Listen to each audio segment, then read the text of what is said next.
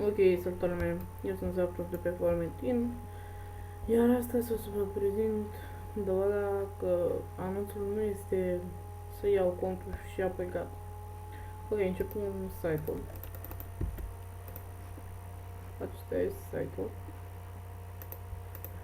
Ne conectăm imediat să vă arăt.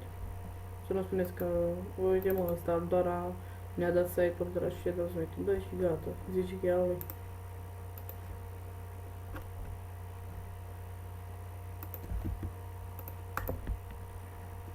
Ok. Am și domeniul.com, vă dau acces. Așa. Acum vă voi arăta cum mergeți și să te conectezi la FTP.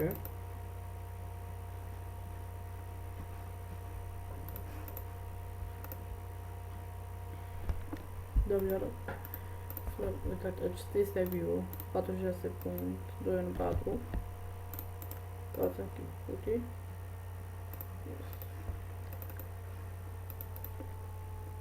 Punem iar. Uitați, tot acesta este.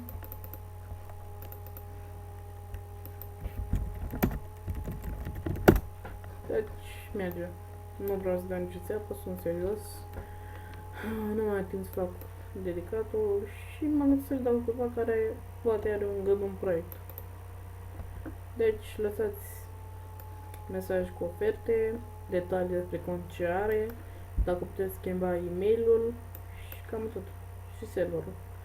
A, da, nu accept conturi care nu au Yang sau iteme. Eu vreau ori cont cu level mare și iteme bune, nu e 2 euro, dar ce dedicatul nu este unul slab, să spuneți că nu merită nimic, deci aștept oferte.